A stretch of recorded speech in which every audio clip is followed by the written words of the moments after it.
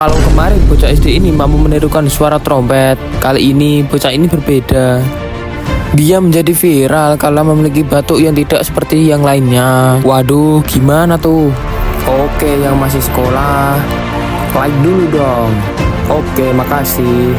Jadi bocah SD ini menjadi terkenal di sekolahannya karena memiliki suara batuk yang unik dan lucu.